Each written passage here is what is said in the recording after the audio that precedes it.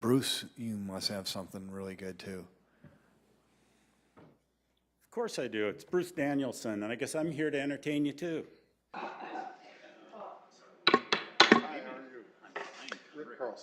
Good evening. Welcome to our Wednesday, January 2 City Council meeting. Happy New Year, everybody. We will begin this evening's meeting by reading our roll. Councilmember Starr. Here. Haley. Brecky. Erickson. Here. Kiley. Here. Neitzer. Here. Selberg. Here. Sale. Here. All right, this evening we're honored to have Pastor Rick Carlson here with Prairie Hills Covenant Church. Rick, been in Sioux Falls for about a year. First time at our city council meeting. So, Rick, thank you for being here. I'd ask that you rise for his invocation. Then we will give the Pledge of Allegiance and have some awards immediately following that. In a day and age where common sense seems to not be so common or so sensible, let us pray for the wisdom of God.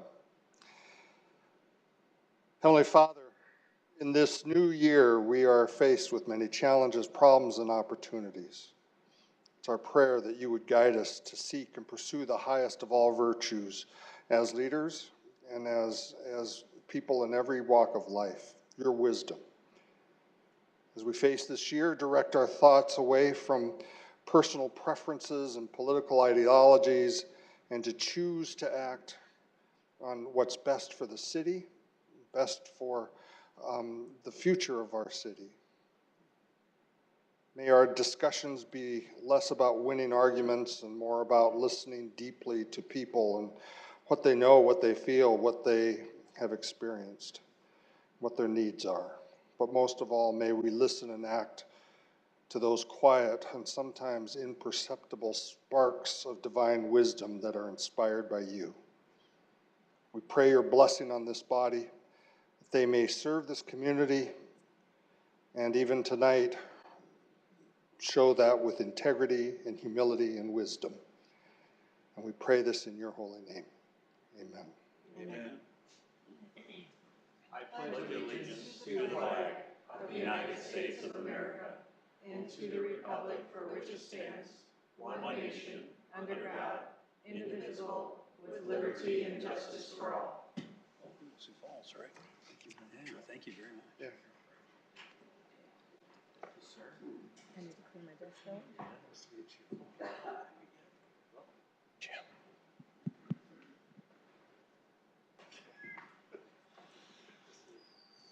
All right, I'm going to ask Councilor Staley to join me up front. We have some awards to hand out this evening. Dave, would you come up first, please?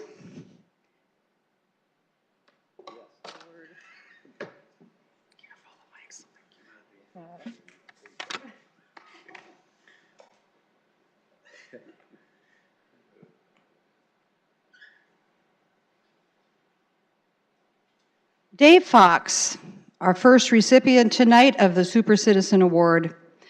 On September 28th, 2005, it's a day that Dave Fox will always remember. Dave was traveling from Sioux Falls to Fargo for his work as a financial analyst. And when he arrived in Fargo, he experienced an unbearable headache, unlike anything he had ever experienced before. Dave was having a stroke. Fortunately, his co-workers recognized the dangers, and he was able to receive urgent medical attention. After a lengthy hospital stay, Dave was transferred to the rehabilitation unit at Sanford USD Medical Center in Sioux Falls, where he underwent therapy. Due to the effects of the stroke, Dave had to relearn how to walk, talk, and write. The physical work was daunting and an emotional mountain to climb. Dave eventually, did the microphone go off? Dave eventually, graduated to outpatient therapy and soon recognized how he could positively impact other patients who must endure similar struggles. Today, Dave volunteers 4 mornings a week and has logged over 8,100 hours during the past 11 years at the rehabilitation unit. He spreads a needed message of hope to those who so badly need it. Dave is a true superhero to the patients at Sanford Health and our Sioux Falls community. Congratulations, Dave.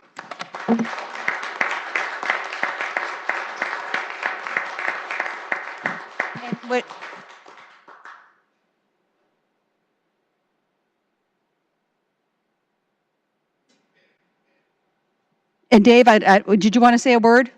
I don't think the microphone's working. Yeah, that's okay. Sorry. Just have to talk louder. There, Oh, okay, we there we go. go. Thank you.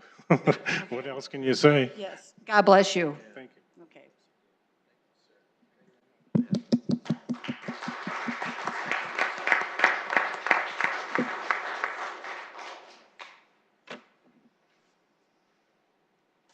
Kathy Anderson is our next recipient. Come on up, Kathy.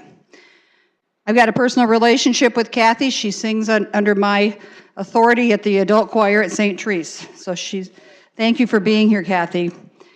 Kathy Anderson has earned a reputation as a go-to person when it comes to getting things done. With a rock-solid spirit of dependability, Kathy gives any project she tackles 150%. Kathy retired from Mark Twain Elementary in 2007 after serving 38 years as a dedicated and a much-beloved teacher.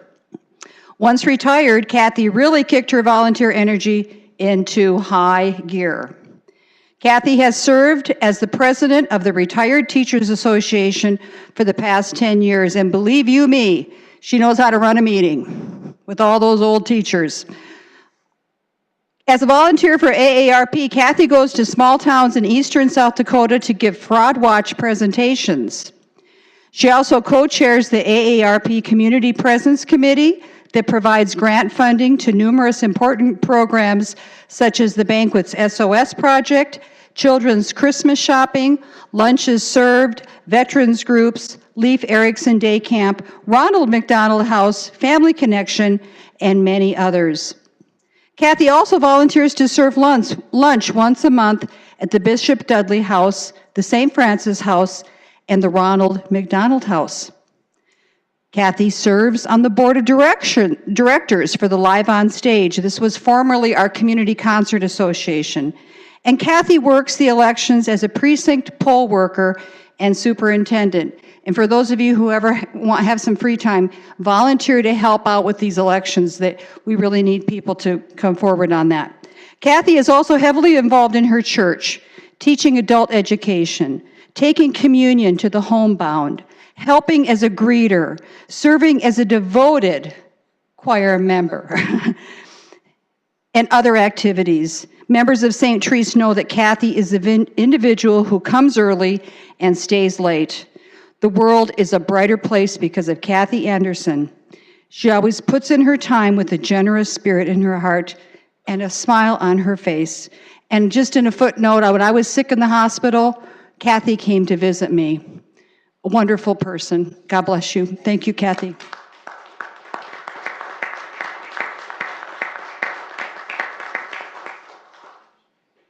He's going to get a little forward.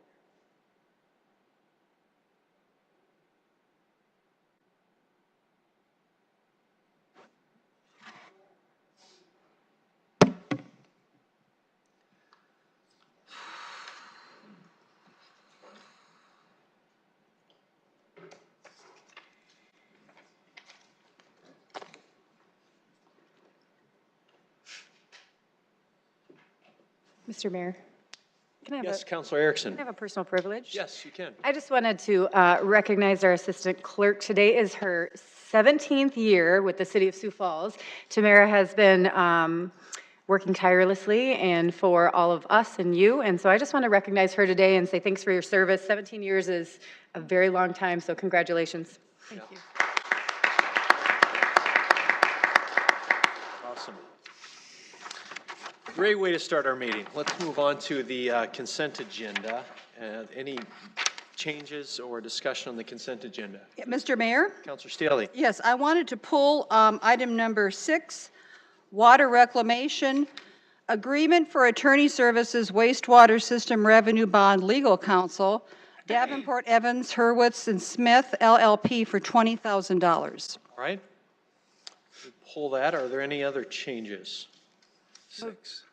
Move to approve the remaining consent agenda.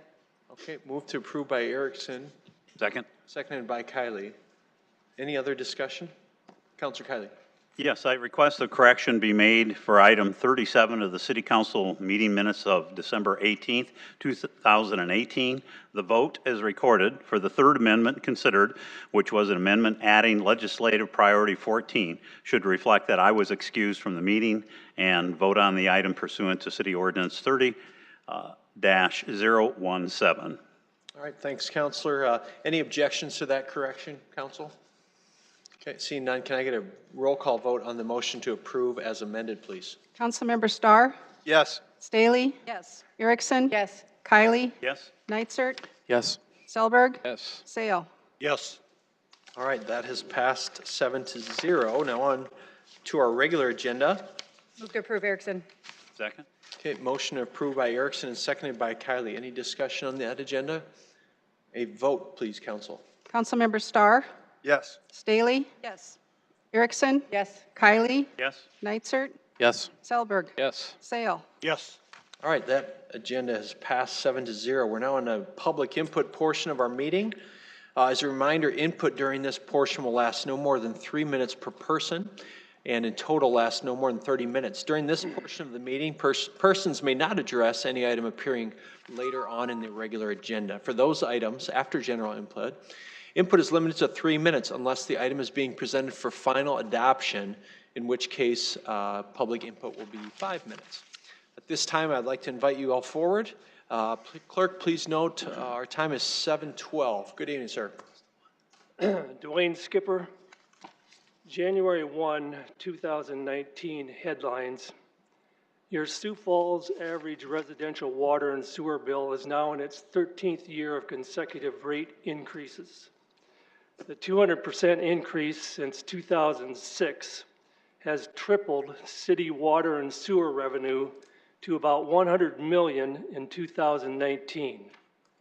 It also tripled all residents' bills, with the average household increase going from $247 to $743 annually.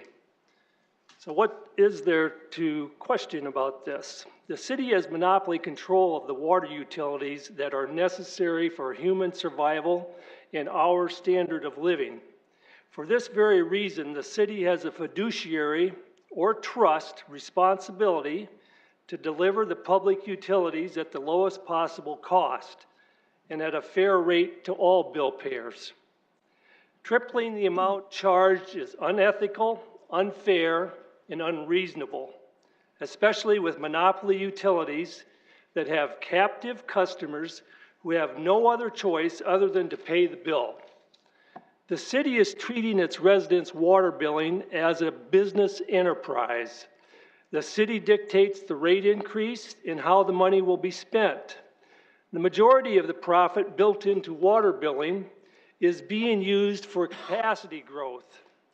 Existing city residents have been paying for 12 years and now are facing 20 more years of rate increases to pay for $260 million of new spending. There are other ways to fairly charge for worn-out pipes, new bigger pipes, and plants. Over 50% of all U.S. cities with populations over 25,000 charge new customers connection fees that pay for up to 100% of the expense for capacity and infrastructure growth. Therefore, current ratepayers are not subsidizing the costs associated with new growth. The city needs to rethink how it will charge residents for water treatment. As a comparison, in 2006, gasoline was about $2.50 per gallon. At the same 200% rate increase, we would now be paying $7.43 per gallon. We happen to be paying less than $2 per gallon right now. Have you ever seen water and sewer rates decrease? Could it be that there is one incentive for the monopoly-controlled water treatment to find a lower cost way to treat water? Thanks, Dwayne.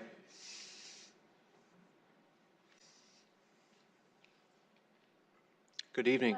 My name's Catherine Riffle. I'm an advocate for the displaced and homeless persons. I don't mean to be picayune about this, but I'm not here out of just compassion for others. I'm here because I'm ashamed of my city and the way you're treating our people. I have a lady come up to me at the banquet and put a piece of paper in my hand. Here it is. I'm going to read it to you. You do know that our temperatures dipped down way cold the other day, stayed that way through the night and the next day. So she writes, on Christmas Day, since everything was closed, I had nowhere to stay out of the cold. Thankfully, I had a boyfriend who stayed with me to make sure I was at least safe. If I were a single woman, I'd have had not only been in the cold, but alone outside in a neighborhood that I don't know. I've never caused trouble at the Bishop Dudley house. However, I'm on a 120 list, and so I am only allowed inside for winter nights. And since the day was as cold as the night, I had nowhere to be. I found out on Christmas Day that the rules have changed even at the mission. They no longer allow you inside for the day. So I am not sure how you spent your Christmas, but I hope it was merry. My Christmas was mostly spent trying to stay warm. Not all the campsites have been checked yet as far as people being froze to death. For your sake and mine and theirs, I hope that doesn't happen as a positive. I will hold everybody accountable if there is another death on our streets with the homeless, since you all know about it. You've done your homework. You found out that I'm serious. Please don't put me in that position to stand up against you. I will. I don't want to. But I don't want my friends, my family, and my associates and those down on the streets to die. If you don't want to die in the cold, don't force them to die in the cold. The Dudley House and Union Gospel Mission do not meet all the needs. I've tried to tell you that before. You all get different words of this and words of that. I've been told by certain ones that I should back off from the Catholic Church, actually. Again, I'm going to say no. I'm not going anywhere as long as they're out there. I'm here as long as you're here. I'm here. Happy New Year. Thank you, Catherine. Anyone else? Clerk, next item, please. Oh. Hello, Stephen Ciano. As I said before, like the first guy said, it is standard operating procedure in other venues to have people pay for their own hookup rather than paying the general public for growth. So I'm glad that he said that too.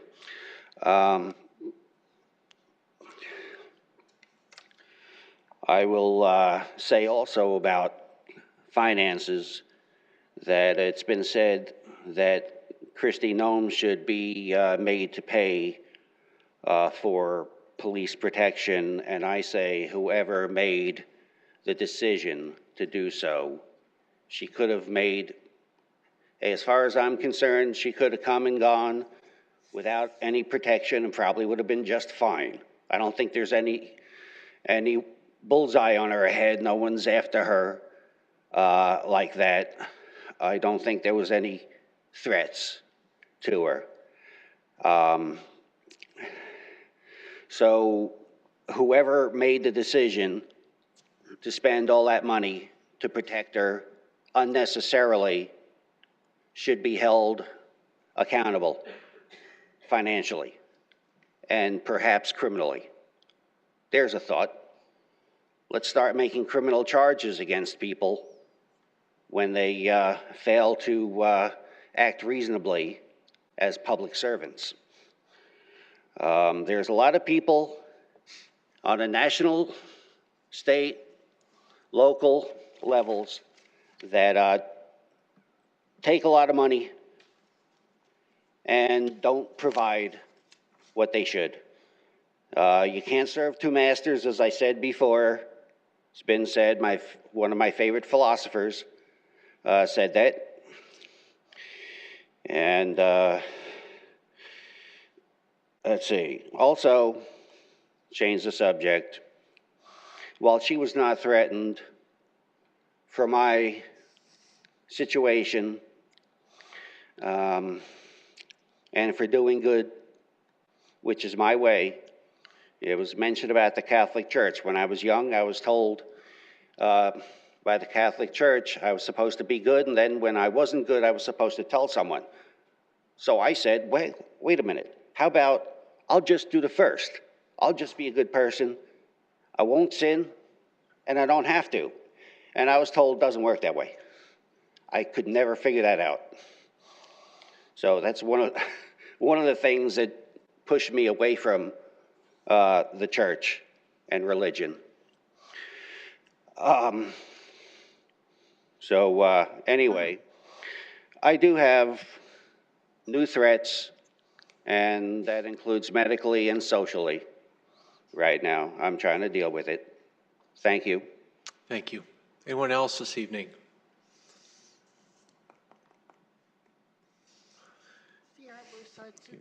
I want to, there was a 4-year investigation here on illegal massage parlors here, so the 5th one's coming to justice here shortly. But the prosecutor in court today says, thanks for the citizens ringing up my phone that were concerned about this illegal activity. The prosecuting attorney is not giving up on this. They're going to ask for jail time on this individual. Immigration is involved. These people were illegal immigrants. How did they get in Mr. Cutler's rental property and pay a contract? Who knows? But there's no state law or no city ordinances holding landlords like this accountable for their actions. So she has another reset for January, and then she has to face immigration hearing here in California. 4 years in the making, 4 years that wasn't done because I've been a peer. I've seen corruption there. I've seen corruption here. I've seen it everywhere. And it's called the good buddy list. If you scratch my back, I will scratch yours. Can't get into details on everything that happened in this massage parlor until the investigation's over, but I'm going to put it to the light after this is over on January 27th. Tirelessly ending of the political battles from peer all the way to who has the property, who's involved, who's on the massage board, who's the state senator, who was a former state senator. My mind went insane for 4 years on this investigation here. Okay, I would like to say here that citizens, I don't know what's going on with the banquet situation here on Marion Road. They said that if they go there and they're a little bit late, they won't be able to get a bus back. Feed in South Dakota, I went there. There's no bus route there. It's about a 3/4 to a mile and a half stretch there. So your poor people that don't have a car and no means of transportation cannot get to this food pantry. So I'm advocating someone do that. If not, then their federal funding needs to be pulled from it. Now, this new year, I'm going to start. We have landlords with their federal funding's been pulled because there were some lords. There's 2 of them that have lost it. I'm going to start on this shelter. We got to get, if they're so Christianized and want to help people, they would get those people to and from that food pantry there. If not, then they need to lose their federal funding here. I'm sorry to say that. I mean, it's ridiculous that these people cannot get to the feed in South Dakota here on that issue. And real quickly, I'm still going to be working on the streets for crime, so that's it. Thanks, Sierra.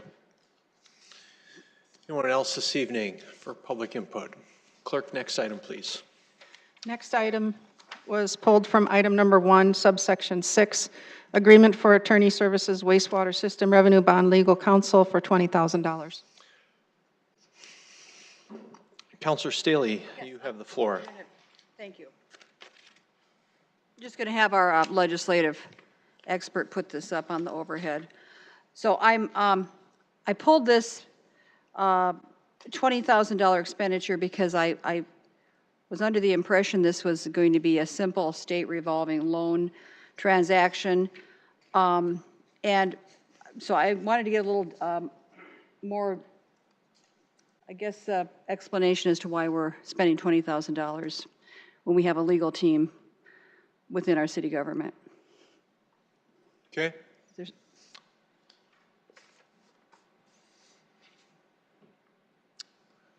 Mark, good evening. Hello, Mayor and City Council. Having actual qualified bond counsel is a requirement of the State Revolving Loan Fund. And so we brought Doug Hayek, he is our bond counsel, and he can explain a little bit more of the context to what he'll be doing. Good evening, Doug. Thank you, Mayor, Council.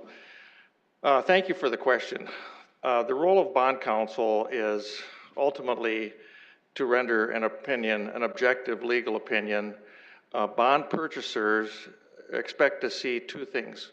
One, an opinion that the bond is an enforceable obligation, that it's been adopted and executed in accordance with state law. That's number one. Number two, that the interest that bondholders receive is exempt from federal income taxation. And so the South Dakota Conservancy District issues its own bonds, and the bonds, proceeds from those bonds are used to make loans to cities like Sioux Falls and communities all over the state. It is essential for the holders of the bonds that the Conservancy District buys, that those bonds meet the same qualifications that the Conservancy District has to obligations that it has to its bondholders. So when we do a bond issue, an SRF loan, we are evaluating the whole adoption process. In fact, we prepare all of the proceedings for that. We prepare the loan documents. We analyze the tax aspects, and then in the end, ultimately, we issue an opinion. And as Director Cotter stated, the Conservancy District requires that the opinion be given by recognized bond counsel, which is what our firm does. So because my understanding is that this $260 million project we have was going to be done in pieces, and if Director Cotter would come back up again. My question, I was not ever, I was thinking this was a different kind of transaction than when we bonded for the administration building, when we bonded for the mixed-use parking ramp. And apparently it's not? I think Doug can probably respond to that better. Was Doug involved in those transactions? Did you? No, but that's, excuse me. No, I was not, but that transaction is it's publicly available information. And that was, I believe that was publicly sold to the markets. This one is a private transaction. So in the end, ultimately, you're still held to the same standards for being able to render an opinion that is acceptable to the bondholders. But it's not. There's not an investment banking firm in the middle of this transaction as there would have been perhaps in the public administration building. Because I would think the state would be doing what we're doing here, that before the state gives this out to us, the state is vetting all of the ramifications of bonds. And so you're saying the state is not going to bear any expense on this? The state issues its bonds. Those bonds are subject to an indenture which has many requirements. I mean, these are lengthy documents, and among the requirements for their issue, the responsibilities that they have is to make loans that are in compliance with their indenture and that satisfies the same kind of requirements to them that they have to meet to their investors.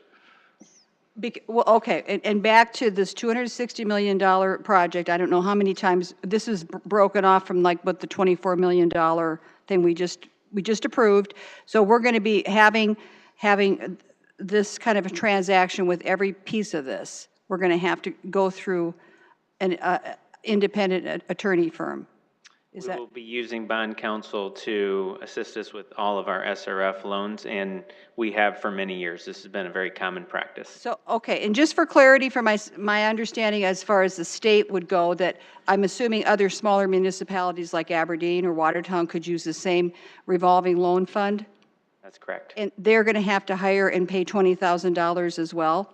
Because if they were going to have a $24 million loan, are we taking a percentage of what the loan is for your fee? No, our proposed engagement is by the hour. And $20,000 is set in the agreement as the maximum amount. Frankly, I believe it's going to be less than that. But you can't always, you don't always know for sure all of the issues that are going to come up during the course of the transaction. So, yes. And it's based on about $250 an hour? $320 per hour. And Doug Hayek, forgive me here, I'm comparing it to the contract we had with the Greenfield company when we negotiated that golf course contract, which I know took a lot of time. They worked many hours, and we paid them $27,000. So, and they were charging $250 an hour. So could they have handled this, or you have the special expertise that we're paying $100 more an hour? I don't know. The bond counsel has to meet certain requirements and has to be acceptable to the state. And so it's not for me to say whether they could have done this or not. Okay, so I'm just saying, moving forward, it would, for our citizens, because I did post this on Facebook today, because it's illegal, I mean, it's out there. But, you know, $20,000 could buy a lot of ash trees. We're going to be replacing a lot of ash trees. Moving forward, I think if we're going to be piecemealing this $260 million and we're paying $20,000 every time, it might be better to try, for us, to try to consolidate these loans to take a larger amount at each time. Would you, I mean, right, 50,000 at a time versus 50 million versus 20, well, this is a $24 million expenditure. Right. And, you know, you may be correct about that, but on the other hand, if you are borrowing money earlier than you need to, or if your engineering isn't such that you are, you know, designing the entire project all at once, that may not even be possible to do it that way. And so actually the dollar amount that you're dealing with here is, in terms of the entire project, I don't mean to say it's insignificant, but when you're looking at borrowing money at 1.5%, even though that's a very good rate, you need to be careful to schedule things the way it works out best. It may be possible, I guess this is an engineering question, how large of chunks you can actually get this done in. But simply trying to save a little bit of money on legal fees, you could pay many more times that with additional project costs or interest costs or other things that wouldn't necessarily be beneficial in the long run. Thank you. Can I have a motion on this item? Move to approve. Second. Move to approve, Kylie, seconded by Selberg. Any other discussion? If not, a vote, please. Councilmember Starr? Yes. Staley? Yes. Erickson? Yes. Kylie? Yes. Nitzert? Yes. Selberg? Yes. Sale. Yes. All right, that is passed 7-0. Next item, please. Item 32 is a transfer of 2018-19 retail malt beverage and South Dakota Farm wine license, including video lottery terminals, from King's Casino, 721 West 11th Street, to King's Casino, 4110 West Maple, Suite 106. 33 is a transfer of a 2018-19 retail malt beverage and South Dakota Farm wine license, including video lottery terminals, from Julia Foltz, The Log Cabin, to JD3 LLC, The Log Cabin, 1515 West Burnside Street. Item 34 is a new 2018-19 retail malt beverage and South Dakota farm wine and 2019 retail wine licenses for American Inn of Sioux Falls North, 3300 West Russell Street. Item 35 is a special one-day liquor license for JJ's Wine, Spirits, and Cigars to be operated at 2335 East 60th Street North for a special event on January 4th, 2019. Item 36 is a special one-day malt beverage and wine licenses for Stockyards Egg Experience, 309 East Falls Park Drive, for a special event on January 22nd, 2019. Item 37 is a special one-day malt beverage and wine licenses for Our Wine Bar to be operated at 324 East 8th Street for a special event on January 26, 2019. Item 38 is a special one-day malt beverage and wine license for Chef Dominique's Catering to be operated at 205 East 6th Street for a special event on April 4th, 2019. Hi, Jamie. Jamie Palmer with licensing. I'm here to answer any questions you may have on items 32 through 38. Okay, thank you. Is there anyone from the public here to speak on any of these items? If not, counselors, you have questions for Jamie? Move to approve, Erickson. Second, Kylie? Move to approve by Erickson, seconded by Kylie. Any further discussion? Vote on this, please. Councilmember Starr? Yes. Staley? Yes. Erickson? Yes. Kylie? Yes. Nitzert? Yes. Berg? Yes. Sale. Yes. All right, that is passed 7-0. Next item, please. Next item is item 39, second reading and ordinance of the City of Sioux Falls, South Dakota, rezoning property located at the northeast corner of North Marion Road and West 5th Street from the O Office District to the S1 General Institutional District number 9453-2018, and amending the official zoning map of the City of Sioux Falls. Planning Commission recommends approval 8-0. Hey, Jason. Good evening, Jason Bieber representing Planning and Development Services. This is an application and the owner is The Banquet. It's located at the northeast corner of North Marion Road and West 5th Street. It's roughly 2.34 acres in size. The purpose of this rezoning is The Banquet is looking at constructing a west side location with a roughly 6,700 square foot building. And then this building will have a place for eating, a place for serving, and also a place for storage of food and preparation of meals. Okay, thanks, Jason. Anyone from the public here to speak on this item? Counselors, do you have questions for Jason on this? Move to approve, Erickson. Okay. Second, Nitzert. Approved by Erickson and seconded by Neitzer. Discussion, council? Vote on this, please. Does the public get to ask? Pardon? Does the public get to ask? We asked for public input. Oh, yep. Okay, sorry. Councilmember Starr? Yes. Staley? Yes. Erickson? Yes. Kylie? Yes. Nitzert? Yes. Selberg? Yes. Sale. Yes. All right, that passes 7-0. Next item, please. Next item is item 40, second reading and ordinance of the City of Sioux Falls, South Dakota, rezoning property located at 414 South Lindale Avenue from the RD1 Twin Home Duplex Residential Suburban District to the RT1 Single Family Residential Traditional District, number 9541-2018, and amending the official zoning map of the City of Sioux Falls. Planning Commission recommends approval 8-0. The applicant and owner here is Tom Rice. It's located on Lindale Avenue, just south of West 12th Street. It's roughly 0.14 acres in size. The purpose of this rezoning is the applicant is looking at constructing an addition to the existing house and then also a new detached garage on the property. Thanks, Jason. Anyone from the public here to speak on this item? Counselors, questions for Jason or motions?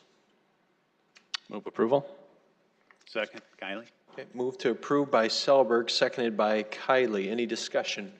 A vote on this item, please. Councilmember Starr? Yes. Staley?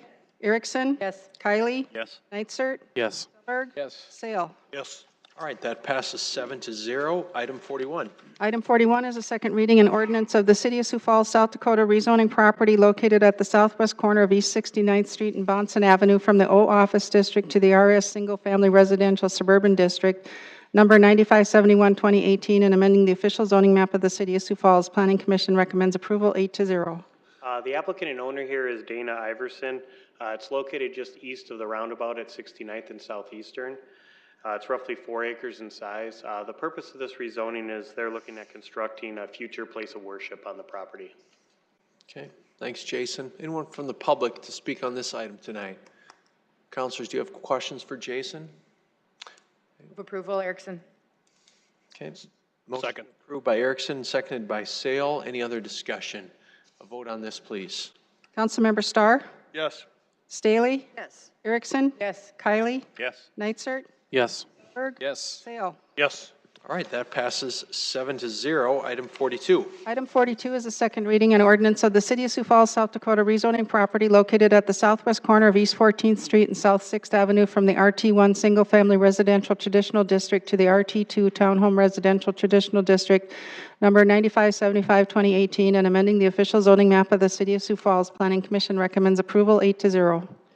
The applicant here is Al Nias. It is located at the southeast corner of 14th Street and South 6th Avenue. As you can see with the aerial, there's an existing converted house on the property. The purpose of this rezoning is the applicant is looking at keeping that existing converted house, and then he would construct some hard surface parking off the alley to the west, and then he's also looking at constructing a new twin home on the east side of the property. Thanks, Jason. Anyone from the public here to speak on this item? Councilors, do you have questions or motions on this item? Move approval. Okay, motion to approve by Selberg. Second. Seconded by Sale. All those, well, let me ask, any discussion? Okay, well, let's take a vote on that then, please. Councilmember Starr? Yes. Staley? Yes. Erickson? Yes. Kylie? Yes. Nitzert? Yes. Selberg? Yes. Sale? Yes.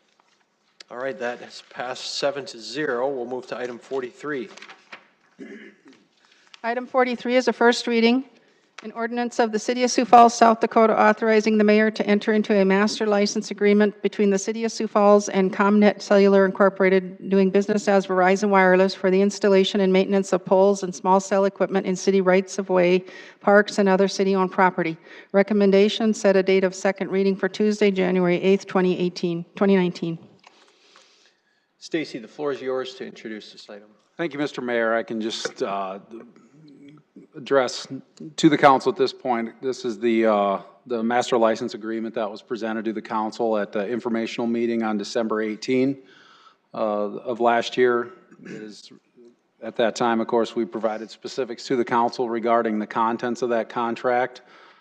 Tonight, of course, is submitted for first reading for the council's consideration for recommendation of passing it at second reading on January 8th. We do have staff available, and as am I, for any questions the council may have. Thank you, Stacy. We have this presentation available, but are we planning to show this again right now? We're not. I mean, we can, but if there Questions arise? Correct. Okay. All right. Is there anyone from the public here to speak on this item tonight? Okay. Councilors, any motions? Move to approve. Second, Erickson. Okay, we have a motion to set a date of second reading for January 8, 2019 for this from Kylie, seconded by Erickson. Councilors, discussion on this? If not, I'd call for a vote, please. Councilmember Starr? Yes. Staley? Yes. Erickson? Yes. Kylie? Yes. Nitzert? Yes. Selberg? Yes. Sale? Yes. All right, that passes 7-0. Next item. Next item is a first reading, an ordinance of the City of Sioux Falls, South Dakota, declaring certain real property of the city surplus and authorizing the exchange of city land with a private landowner. Recommendation is to set a date of second reading for Tuesday, January 8th, 2019. Evening, Mark. Good evening again, Mayor and City Council. We have a unique piece of property here that is ready to be mature. It's kind of one of those ideal situations where we have the infrastructure around these properties and they're ready to be matured at a higher level. So to get you familiar, this is just south of 57th Street, just east of Old Yankton Road, and then that used to be the former Stars Restaurant to the right-hand side. At one time, there was 3 owners to this land, and now there's 1.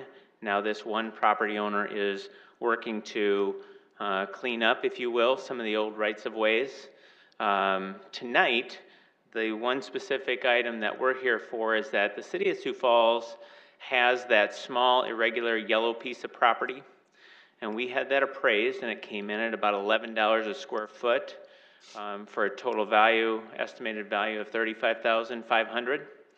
And then the property owner actually owns the light blue irregular shape That came in at less. It came in just at about $2 a square foot. That today is encumbered by a water main, a waterway, and a bike trail, but not owned by the city of Sioux Falls, and a key piece of property we would like to have. That appraisal did come in at $46,000. As we sat down with our real estate folks, we felt like that appraised value came in higher than what we were comfortable with. And so we sat down with the landowner and essentially negotiated that we would accept an exchange of value for one piece of property to the other. And so what this action does tonight is the first reading to declare the yellow piece of property surplus, and then ultimately be the first reading to exchange these pieces of property. City of Sioux Falls, at least it's our recommendation that we don't have a need for the unique piece of property that's in yellow, and we would desire to have the light blue piece of property. The one property owner is Bill Mellenbrandt, and he is represented by Jim Wiederick. If you have any questions for the applicant, Jim is here. Thanks, Mark. Anyone from the public here to speak on this item tonight? Councilors, you have questions for Mark or for Mr. Wiederick? Councilor Steele. Question for Mark, and so I say bravo for the negotiational success there. Thank you. I was thinking back on the only other time in my memory, we surplus something. It was that Green Acres Huey Buildings situation that didn't play out to fruition. However, I thought when you surplus something, it had to be like put out in the open market. Can it be there's different exchanges that we're allowed to do through state law. One of them is to exchange land of equal value. It doesn't have to be equal size, it has to be equal value. And or, in this case, if we would have said that we wanted that property for $46,000, that we would have had to bring the balance to closing to actually complete the transaction. And so state law does allow a government entity to do an exchange just like this, because we're essentially getting very similar land and very similar value. So there's no window of opportunity for somebody, after this is surplused, if it passes, that someone else could step in and say, you know, we're interested in that too. They couldn't do that in this period of time? Wouldn't be our recommendation to do that, and we have reached out to the property owner, that Thomas Sorrell, and that would be the most closest adjacent property. But today, that light blue piece of property that the city, with your support, would come away with after second reading already is encumbered by a water line. So there's an 8-inch water line that runs under that. If you can, Jason, can you draw where the bike trail is there? I know with all the different shapes. Or just point to it. And then the waterway.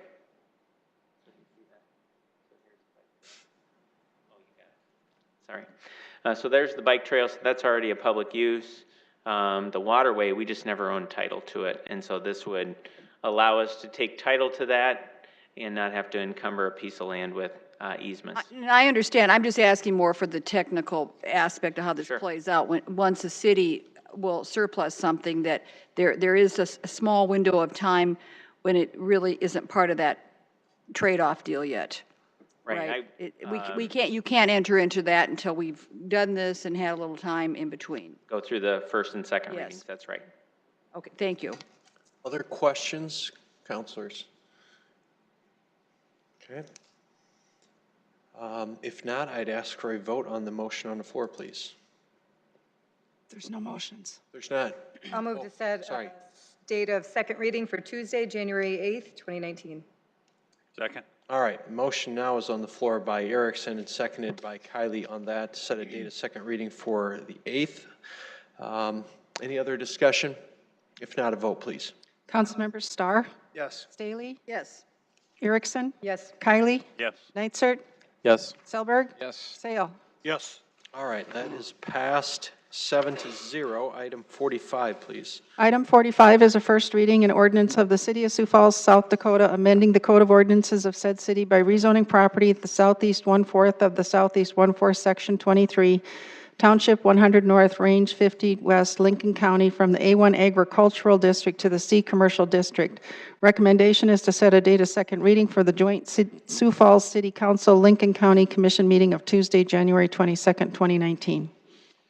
The applicant and owner here is Martin Bjornson. It's located at 47496 271st Street. That's at the intersection of South Cliff Avenue and then the T Road. It's roughly 3 acres in size. The purpose of this rezoning is currently the applicant has a Dakota garage door company that he's running out of this existing building. It's a roughly 3,000 square foot warehouse and 1,100 office that's attached to it. The applicant is looking at rezoning this to commercial. He's getting to the point where he's looking at possibly selling the business and to someone else.